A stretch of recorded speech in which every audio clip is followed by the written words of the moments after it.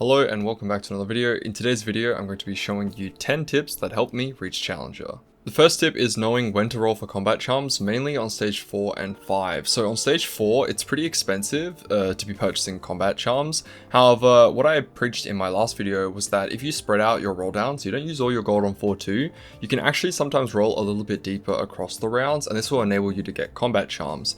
The times that it's good to do this is when your board is stable-ish. Like you have a few of the upgrades and your board's not losing by horrible amounts, but obviously you're going to be on level 8 for a while, so it's usually best to just roll for combat charms consistently across stage 4. Stage 5 on the other hand, you're pretty much always rolling for combat charms, but the slight difference is that if you can go 9 soon, there are sometimes going to be rounds or spots when you want to sack and actually get to level 9. One of the biggest things that was holding me back from going top 2 in a lot of my lobbies, where I was safely playing for top 4, is that if I could go 9 in a few rounds, I was actually still rolling for combat charms every single round out of habit, and it's a bad habit that you definitely need to kick. Number 2 is learning that reroll comps this set are not actually win out comps, but rather tempo. The main reroll comp that's been prevalent throughout the entire set is Cogmore. Now, it's a really strong reroll line, however, a lot of people play it wrong. A lot of people take either reroll options such as Prismatic Ticket, they sometimes open Fort, they try and play this comp when they didn't actually natural a lot of the units, and instead what they'll find is that if they save up their gold and then just roll down to hit all of the 3 stars, they don't actually win out when they hit the entire board. What? And this is because a lot of the reroll comps this set are supposed to be played from tempo positions, and instead you're supposed to roll a little bit more aggressively to get those econ charms and then hit and be stable throughout the mid game, but then eventually you do fall off. Cogmore is the main example where once you hit the final board, unless you have absolutely perfect augments, you usually are going to be playing for a top 3 at best. So the only way that you can really go top 2 with this comp is if you play HP preservation and have enough HP to bleed out slowly. Number 3 is that most of the common strong openers this set are determined by the drops. A lot of the times you're going to get drop 2 cost, 3 cost, which will enable these 3-piece trades, and most of the strongest openers are built around this. For example, if you get dropped a Vex, now you have a very good mage opener. If you get dropped a Swain, you can now play around the Frost. Little things like that, because a lot of the strongest trades in the early game are these 3 pieces. This means that usually when you're holding onto certain units, you will have a tier list depending on the patch of what units you want to hold on to. However, that changes and goes completely out the window if you get dropped a very specific 2 or 3 cost, which enable these 3 trait pieces. Number 4 is diminishing returns. So most players who've been playing for a while should know that most boards are built around damage, frontline, and utility, usually in the form of support champions, either with CC, shielding, healing, things like that. And for most of the sets, you want to make sure that you've established a very decent amount of frontline. However, a lot of the times I'd find on my level 8 board, I would be rolling down and playing all of these extra frontline units which didn't even have any items. And usually when you're playing excess frontline that don't have any items, you could instead be playing better units which give better traits or they give better utility. For example, if you're playing around the standard warrior board, whilst usually you can get defensive items, put them onto units such as Rakan, Nasus, some of the other shapeshifters of course, but if you don't actually have any items for these shapeshifters, the frontline they're providing is nowhere near as much as some other synergies that you could be enabling. For example, if you throw a random Zillion in and he gives you Chrono Preserver, it's a lot more valuable than playing around the shapeshifters if they don't have any items. The same goes for Rakan when you're playing around the Frost board. Sometimes playing Rakan with Preserver is quite nice,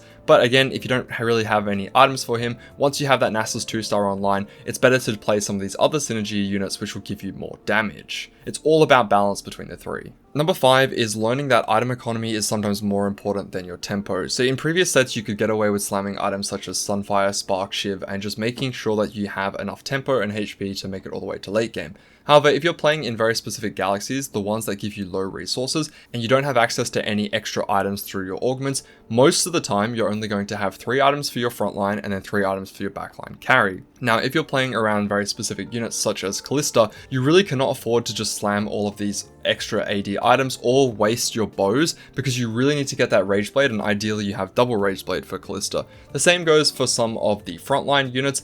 Some units are very item specific, and when you're leaning towards that line, sometimes you have to make sure that you're sacrificing a little bit of tempo in the early game and really thinking about your item economy. This is a topic that I could spend a lot of time talking about and probably needs its own separate video, but just keep in mind that some lines you can slam items and have good tempo, but in other lines you need very specific items, and you need to recognize in every single game which line you're taking and then adjust your item slamming accordingly. Number 6 is learning about how the context of your board affects the stats from certain augments. So a lot of players play with overlays which give them stats on how certain augments are performing in the patch, and whilst this is general knowledge and it's good to have, you need to also be considering what the augment does for your current board, for the immediate future and the long-term future. A lot of the times people will take augments just because it's the best in the stats, and even furthermore they'll take it because it's the best in the stats for specific comps that they want to play. However, just keep in mind about your current board. Are you missing frontline upgrades? Are you missing backline upgrades? Do you need more damage? Do you need more frontline? Utility? Are you lacking items? Things like that.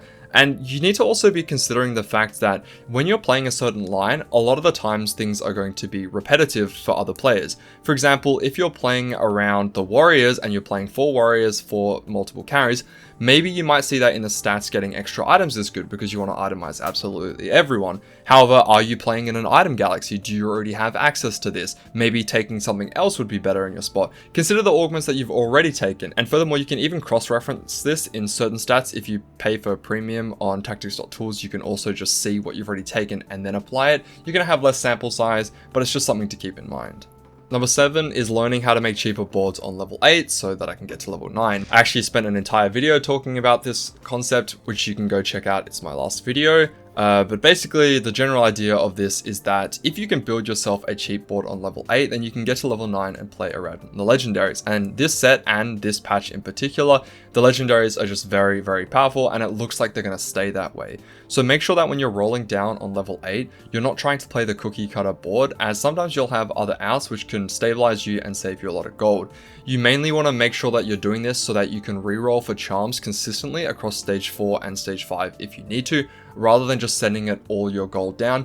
This is only really effective if you're not overly contested, otherwise sometimes you are going to miss out on your units. Number 8 is learning to manage my greed depending on the strength of the lobby. So sometimes players will just miss. Players will low roll their opener, they won't have strong tempo, and the lobby will just feel weaker in general. Sometimes if you have a long queue and you just happen to get placed in a queue which is lower than your elo, again the tempo will feel weaker. It's times like this that I've learned that you actually need to be a little bit more greedy. Of course, don't be super greedy, roll down when you need to. However, you can stretch it just a little bit further so that you can increase your placements, as you really need to be going top 2 in these lobbies just to get as much LP as possible. And the reverse is true. If I manage to find myself in a really strong tempo lobby, I see a lot of familiar names, very strong challenger players, and everyone's playing with very strong tempo augments on 2-1, then I want to make sure that I'm not playing as greedy. And learning how to be a bit of a chameleon and adapt in these different scenarios enables you to make a lot more LP in the long run. This doesn't apply to players who I'd say generally speaking are below masters, but just keep this in mind if you are a higher level player,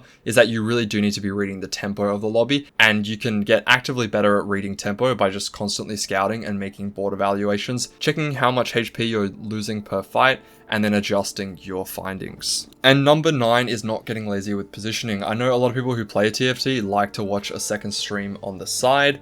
However, sometimes when you're doing that, you get distracted and you're not actively scouting. Losing your streak when you could have just won by positioning better in the early and mid game is very game changing. And so this set in particular, I've learned how to play around switching sides very effectively and making sure that I'm targeting weak side. This is very crucial, especially when you're playing burst comps. For example, the Frost board actually snowballs. When you get kills on their weak side, it enables you to push the fight and win a lot more rounds that you otherwise would have lost, making sure that you're not getting stuck on mega tanks. And also, if you have access to gargoyles, warmorks, or a very strong frontline, then a lot of the times I'll see players forget to solo frontline it, which is going to be less punishing towards the rest of the lobby. So just being very nitpicky about certain positioning things is very crucial, especially when you're trying to push for every single little extra bit of LP. And number 10, finally, is talking to players. So a lot of the times previously, when I just didn't feel like I was good enough at the set, I spent a lot of time watching and not enough time talking with others. If you have a friend group or a study group, I highly recommend you spend more time talking about your games rather than just complaining about when you low roll. It's talking with other challenger players which has enabled me to improve my skills a lot more. And if you're someone who isn't close friends with challenger players or just doesn't have that study group or friend group set up, then the next best thing is to be active in the Twitch chat of other certain streamers. When you're actively engaging in Twitch chat and talking to the other players, a lot of the times if you're in another challenger stream, a lot of the players who are going to be chatting as well are going to be relatively high rank too, so it's good to just bounce ideas off of one another. It takes a lot longer to try and figure out the patch on your own from day to day. A lot of the times it's just better to get the ideas from other players.